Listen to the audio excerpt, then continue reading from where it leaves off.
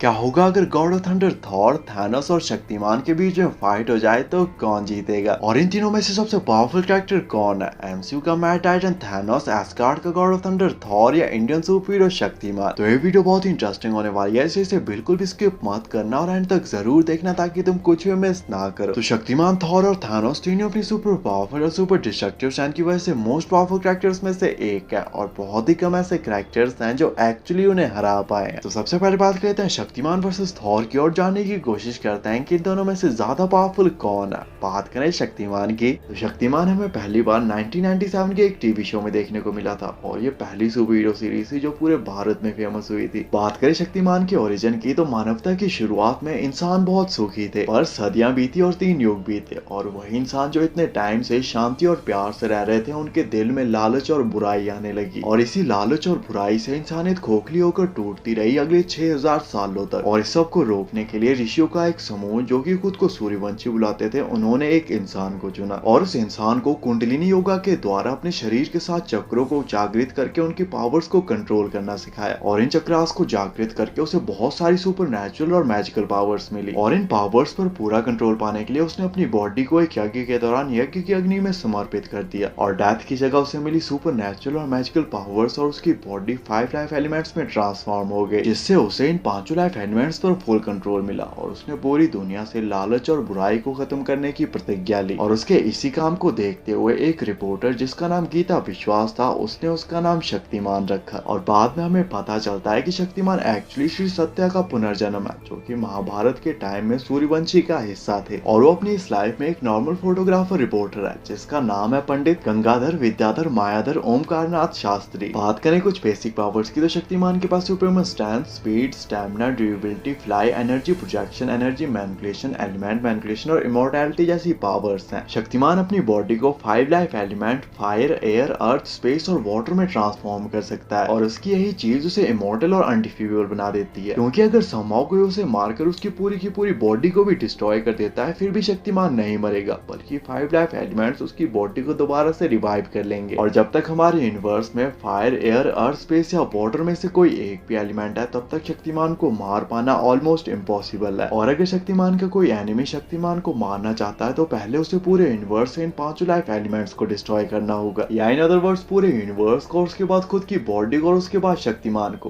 पर अगर एक भी लाइफ एलिमेंट बच गया तो शक्तिमान दोबारा से रिबॉर्न हो जाएगा। शक्तिमान लाइट की स्पीड से ट्रैवल कर सकता है, स्पेस में विदाउट ऑक्सीजन सांस ले सकता है, डायमेंशंस के बीच में ट्रैवल कर सकता है और सुपरमैन की तरह अपनी आंखों से लेजर लाइट भी छोड़ सकता है। और शक्तिमान की ये सब पावर्स उसे मार्वल और डीसी के बहुत सारे सुपर हीरो से कई गुना ज्यादा पावरफुल बना देती है। साथ ही शक्तिमान के पास कॉस्मिक अवेयरनेस भी है, जिससे उसे अपने यूनिवर्स या मल्टीवर्स में क्या चल रहा है सब पता होता है। तो ये थी शक्तिमान की पावर्स। और शक्तिमान की पावर्स को अच्छे से जान लेने के बाद अब बात कर लेते हैं थॉर की और जानने की कोशिश करते हैं कि आखिर ये थॉर कितना पावरफुल है। तो थॉर एक एस्गार्डियन गॉड है जो कि ओडिन का बेटा और पूरे नॉर्थ का प्रोटेक्टर है। थॉर एक गॉड है, इसलिए उसके पास बहुत सारी गॉडली सुपर पावर्स भी हैं। बात करें कुछ बेसिक पावर्स की, तो थॉर के पास godly strength, speed, stamina, durability और फ्लाई जैसी पावर्स हैं। थॉर की एज बहुत ही स्लोली बढ़ती है, इसलिए वो पिछले हजारों सालों से जिंदा था और अगले हजारों सालों तक भी जिंदा रहेगा और एज के साथ उसकी पावर्स और भी बढ़ती जा रही हैं। थॉर गॉड ऑफ थंडर है, इसलिए उसकी पावर्स वेदर से रिलेटेड है, जिसमें वो वेदर को कंट्रोल कर सकता है, लाइटनिंग स्ट्राइक कर सकता है और बहुत ही पावरफुल लाइटनिंग अटैक्स भी कर सकता है। इसके अलावा थॉर के पास उरु मेटल से बनी हुई स्टॉर्म ब्रेकर और म्योनिर जैसी वेपन्स भी हैं, जो कि बहुत ही ज्यादा पावरफुल हैं और इमॉर्टल बीइंग्स को भी किल कर सकती हैं। थॉर इतना ज्यादा ड्यूरेबल है कि बड़े से बड़ा एनर्जी ब्लास्ट या अटैक भी उसका कुछ नहीं बिगाड़ सकता और वो न्यूट्रॉन स्टार के कॉन्सेंट्रेट एनर्जी बीम को भी सर्वाइव कर चुका है। और थॉर की स्ट्रेंथ का आइडिया तुम इसी बात से लगा सकते हो कि उसने इन्फिनिटी वॉर में 6 इन्फिनिटी स्टोन्स की पावर्स को ब्रेक करके थैनोस का सीना चीर दिया था। तो ये थी थॉर की पावर्स। और थॉर और शक्तिमान की पावर्स को अच्छे से जान लेने के बाद अब बात कर लेते हैं फाइट कंपैरिजन की और जानने की कोशिश करते हैं कि इन दोनों में से ज्यादा पावरफुल कौन है। तो थॉर एस्गार्ड का गॉड है, जिसके पास बहुत सारी गॉडली पावर्स भी हैं और उसका स्टॉर्म ब्रेकर इमॉर्टल बीइंग्स तक को किल कर सकता है। पर शक्तिमान एक ह्यूमन होते हुए भी बहुत ही ज्यादा पावरफुल और ड्यूरेबल है और थॉर का स्टॉर्म ब्रेकर जो इमॉर्टल बीइंग्स तक को किल कर सकता है, वो भी उसे नहीं मार सकता, क्योंकि अगर थॉर समहाउ अपने स्टॉर्म ब्रेकर और लाइटिंग अटैक्स का यूज करके शक्तिमान की पूरी बॉडी को भी डिस्ट्रॉय कर देता है, फिर भी 5 लाइफ एलिमेंट्स उसकी बॉडी को दोबारा से रीजनरेट कर देंगे। थॉर के पास इमेंसिव स्ट्रेंथ है, पर स्ट्रेंथ के मामले में शक्तिमान ऑलमोस्ट थॉर के ही बराबर पावरफुल है। थॉर वेदर को कंट्रोल कर सकता है और उसको कंट्रोल करके शक्तिमान पर super powerful lighting shocking attacks भी कर सकता है। पर शक्तिमान वेदर के साथ साथ फायर, एयर, अर्थ, स्पेस और वाटर को भी कंट्रोल कर सकता है। थॉर एक गॉड है जिसकी एज बहुत ही स्लोली बढ़ रही है और एज के साथ उसकी पावर्स और भी बढ़ती जा रही हैं, पर वो इमॉर्टल नहीं है और वो भी मरेगा जिस तरह से ओडिन मरे थे। और किसी डेडली फाइट के दौरान एक हैवी इंजरी भी उसकी जान ले सकती है, जबकि दूसरी तरफ शक्तिमान इमॉर्टल है और हैवी इंजरीज के साथ साथ अगर कोई उसकी पूरी बॉडी को भी डिस्ट्रॉय कर देता है फिर भी 5 लाइफ एलिमेंट्स उसे दोबारा से रिवाइव कर लेंगे। और जब तक यूनिवर्स में फायर, एयर, अर्थ, स्पेस या वाटर है तब तक शक्तिमान को मारना ऑलमोस्ट इम्पॉसिबल है और मुझे नहीं लगता कि शक्तिमान को हराने के लिए थॉर किलबिश से पाप मनी ला पाएगा। थॉर एक गॉड है पर ह्यूमन होते हुए भी शक्तिमान अब इस लेवल पर पहुंच चुका है कि किसी के लिए भी उसको हरा पाना ऑलमोस्ट इम्पॉसिबल है। इन दी एंड थॉर ना ही शक्तिमान को मार सकता है और ना ही उसे हरा सकता है, जबकि शक्तिमान थॉर को मार भी सकता है और उसे हरा भी सकता है। हालांकि शक्तिमान थॉर को नहीं मारेगा क्योंकि शक्तिमान बुराई को खत्म करता है, ना कि बुरे लोगों को, पर फिर भी शक्तिमान इस फाइट का एक अल्टीमेट विनर होगा और फाइट में चाहे जो भी हो इन दी एंड जीतेगा शक्तिमान ही। तो बात करते हैं शक्तिमान वर्सेस थानोस की और जानने की कोशिश करते हैं कि इन दोनों में से ज्यादा पावरफुल कौन है।